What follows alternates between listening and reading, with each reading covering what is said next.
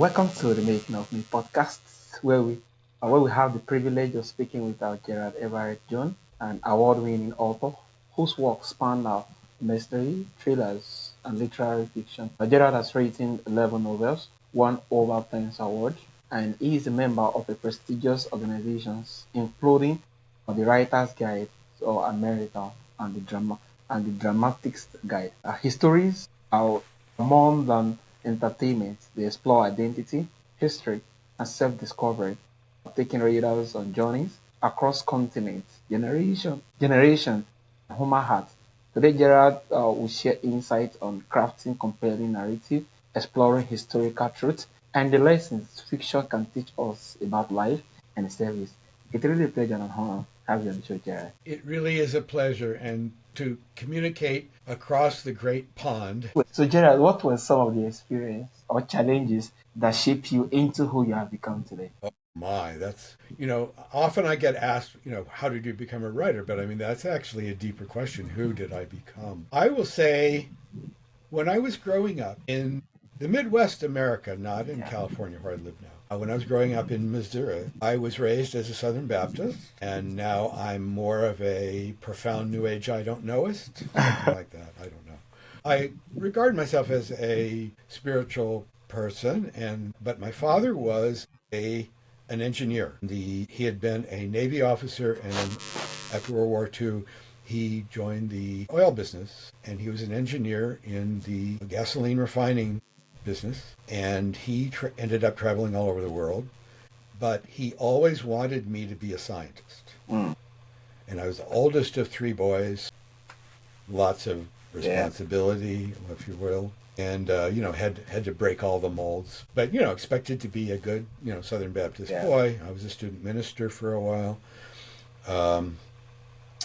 and so that influence of Southern Baptist and Midwest, and I was always good student.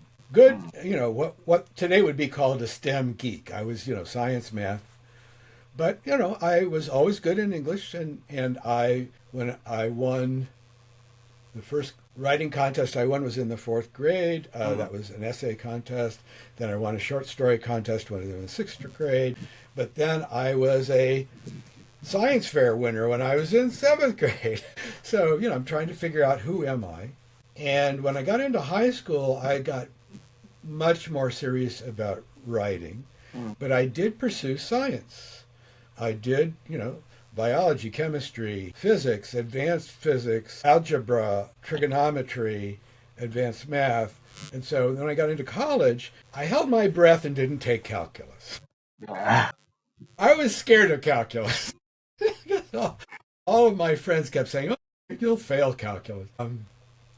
My dad said, "You should have taken calculus." But I was actually just off a call where I was talking to somebody about, she was minoring in anthropology but majoring in literature, and I said, something? That's kind of fascinating these days because, back in the day when I was in school, anthropology was a course you took if you wanted to drive a cab.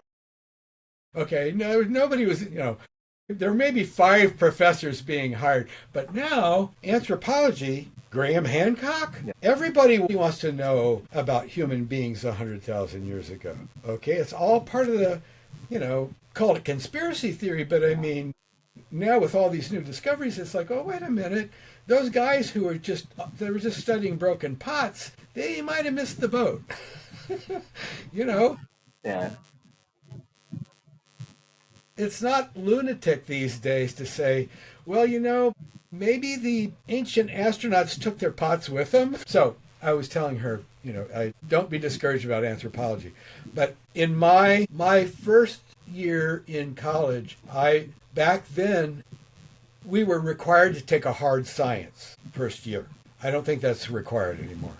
So I took astronomy. And the marvelous thing about astronomy in my school was the first semester was the history of astronomy. So I didn't even know history of science was a subject or a discipline. Yeah. Okay, I thought history was Napoleon and the War of 1812 and 1776, and I thought history was name, dates, and events. Okay, so history of science, I learned about not only Aristotle and Ptolemy and Kepler and Newton, I learned about about Galileo and the church and is the sun the center of the solar system, all this controversy. All right, that really gave me an appreciation for Yeah. not just science, but history as a process. History, I mean, what we studied in that first semester was Arthur Koestler's book, The Sleepwalker. Now, the title of that book is all about how, yes, science is a discipline, it's a process, but guess what? The history of science was about a bunch of sleepwalkers who they were scientists, but they stumbled into things in the dark. Johannes Kepler, the fellow that discovered all the elliptical orbits of the planets, because Aristotle said, oh, they're perfect circles. Yeah. Kepler said, well, I was working with Tycho Brahe and all the astronomical measurements that he did, and guess what? The math doesn't work with circles. It just doesn't work with circles. But if you make them ellipses, guess what? It explains why Mercury's in retrograde. Yeah. Explains why part of the year Mars goes this way and part of the years Mars goes this way. Okay? Yeah. And that just was so fat. And then the next semester in astronomy was physics, astrophysics. But the blessing was they taught it with algebra and not calculus. It was kind of like the way Newton would have understood it before he invented calculus, kind of thing. So anyhow, I had that appreciation. I did not go on in science after that. I was in something called the College of Letters, which was kind of like an Oxford tutorial program for 3 years, and part of that I spent in France. Amazing. I think this really lovely being that more like you starting out, it was from astrology. Just sharing a whole lot of those stories, really amazing and very fascinating, because those stories of how science comes into this is a very fascinating kind of story. And feel that moving. Well, and the whole idea of the whole notion of history as history as a process rather than as a roadmap. And actually, this book. Good. Do that. Now, can you read? I'm looking at a mirror image of myself, but can you read this book? Yeah, Jonathan. Okay, good. I always get weirded out when I see the mirror image of myself. But see, I can touch my hair on this, but it's the other side. All right, never mind. All right, let's just dive into that. But Jonathan's Journal is a historical novel. It's my second historical novel. Now, I've written 15 novels, but historical novels take a long time. They take a lot of research, and they're great fun. But my mystery thrillers don't take as long to write. And my mystery thrillers, the Preacher Evan Wycliffe series, not coincidentally, Preacher Evan Wycliffe, who's the main character and the main amateur sleuth investigator, he is an agnostic Baptist minister who studied both at Harvard Divinity and at MIT Astrophysics. It's both of these pressures that I had growing up. And set in southern Missouri, where my ancestors are farmers from southern Missouri. Anyhow, but what I wanted to really say that is more to the point about Jonathan's Journal. It's coming out in April, my brand new book, but it's about World War I, but it's about World War I in Mesopotamia and India. I never learned in school that I thought World War I was trench warfare in France.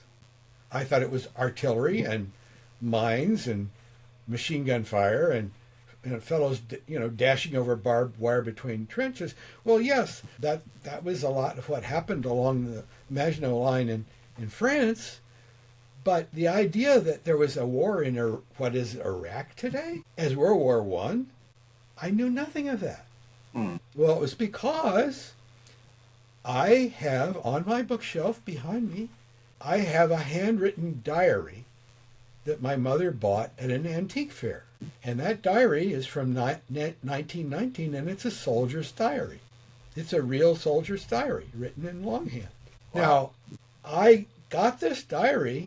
It's a British soldier. I got this diary. My mother had lived in London at the time, and she bought it at the flea market, Portobello Road. At least that's what she said. And I only got into looking at this diary after she'd passed away. I regret that I didn't I wasn't able to ask her questions about it because my first question is, why did you have this? Is it just because that it had a pretty leather spine and it looked good on your shelf?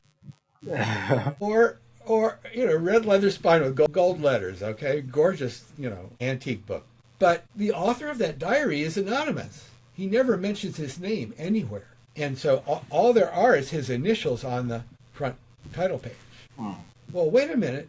Was this guy a relative? Was this maybe a real inheritance? Okay, now I know something about the family history. My dad was a genealogist, but also there was other aspects of the family history that I only just found out. I have relatives who came from Switzerland. They were German. I didn't find out until recently that the reason that they came in the 1870s was the Franco-Prussian War. It was the Germans, what became Germany, invading France and surrounding Paris and raining artillery shells into Paris, and to the point that the people in Paris were starving and eating rats, and they also butchered the elephants in the zoo. Yeah, thank you so much. That was the 70s. What did that have to do with anything? It had to do with my relatives being German Protestants who were afraid that the German Catholics were going to draft them into the army, and because they were not Catholics, they would be put in the front lines and they'd be cannon fodder for Kaiser Wilhelm. Yeah. Okay? Yeah. Now, my wife has relatives. My wife's roots are Sephardic, or part of it is Sephardic Jewish from Spain. Those people went over to Turkey. Jews from Spain were welcomed into Turkey, and they lived in Smyrna, which was the ancient Greek town of Ephesus.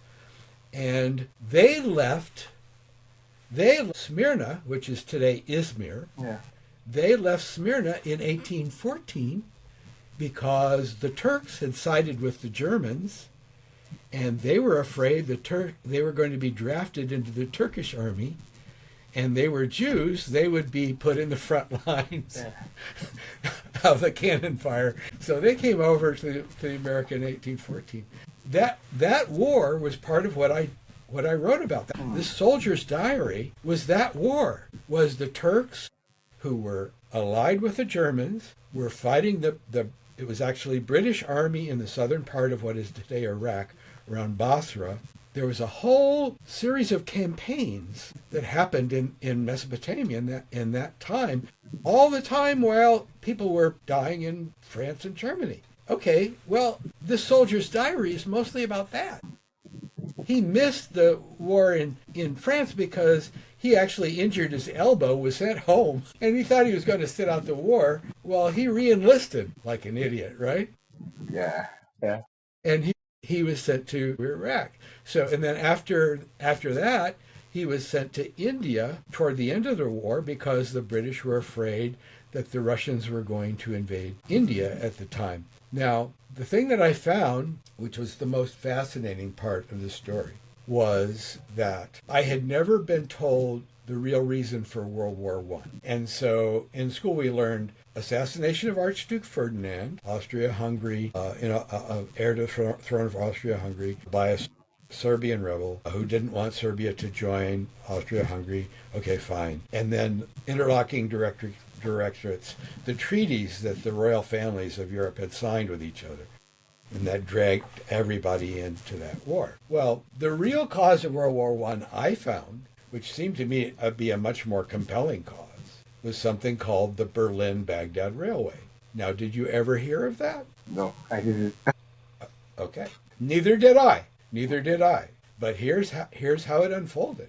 Was Germany had planned, about the time the French were building the Suez Canal. Now we're going all the way back to the Franco-Prussian War, 1870s. This is before World War I.